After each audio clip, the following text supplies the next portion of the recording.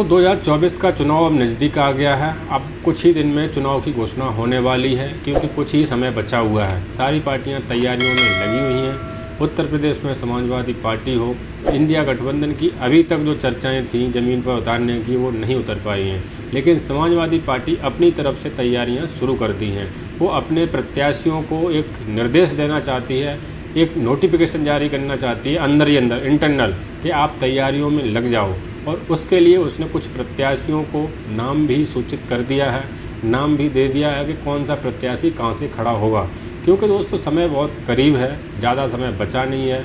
और समाजवादी पार्टी पहले की जो उससे गलतियाँ हुई हैं, जो पहले के चुनाव में जो उससे भूल हुई है, उसको भुला करके, उससे सीख ले करके अब इस चुनाव में पुनः संगठित होकर के रणनीति बना करके आने वाले चुनाव में किस प्रकार से जो कमियां हुई थी उन पर ध्यान दे करके और नए सिरे से इस चुनाव में उतर करके इस चुनाव में बीजेपी को किस प्रकार से हराया जाए, ये सभी चीज़ों पर समाजवादी काम कर रही है। समाजवादी पार्टी के जो नेता हैं और जो समाजवादी पार्टी के अध्यक्ष हैं, वो इसी रणनीति को बना रहे हैं। लेकिन जिस प्रकार से उन्होंने पिछले ही दिन जयंत चौधरी से गठबंधन करके एक निर्देश दे दिया कांग्रेस को कि आप भी देर मत कीजिए, जल्दी करिए, क्योंकि समय पास में है।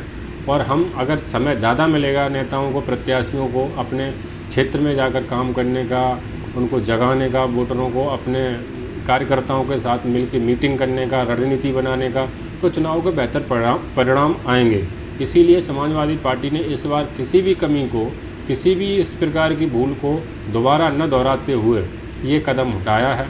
और ये कदम देखते हैं कि आने वाले चुनाव में कितना काम करता है, कितना इसकी रिजल्ट देता है आने वाले चुनाव में, ये तो समय बताएगा। लेकिन जो अभी प्लानिंग चल रही है समाजवादी पार्टी के अंदर, वो बहुत ही बेहतरीन है। क्योंकि जब तक कोई पार्टी, कोई भी अध्यक्ष पार्टी का और पार्टी के नेता प्लानिंग और रणनीति नहीं करते हैं, तो वो सफल नहीं हो पाते हैं। जिस प्रकार से बीजेपी प्लानिंग करती है, रणनीति बनाती है और चुनाव ख़त्म होते ही फिर दोबारा चुनाव में लग जाती है, वो बहुत ही ज़मीन पर जा कर के काम करती है, कार्यकर्ताओं के साथ मिल कर के और अलग अलग स्तर पर, बूथ स्तर पर काम करती है, तो उसका उसे रिजल्ट भी मिलता है। इस प्रकार इस बार भी समाजवादी पार्टियों ने कई प्रत्याशियों के नाम अंदर खाने बता दिए हैं कि कौन सा प्रत्याशी कहाँ से तैयार होगा, कहाँ से लड़ेगा। तो ये सबसे अच्छी बात है। कांग्रेस को भी इस पर ध्यान देना चाहिए। कांग्रेस इससे अभी दूर है, इसीलिए कुछ पार्टियां उससे अलग होती जा रही हैं। बिहार में आप देख ही रहे हैं क्या हालचाल है अभी इस समय।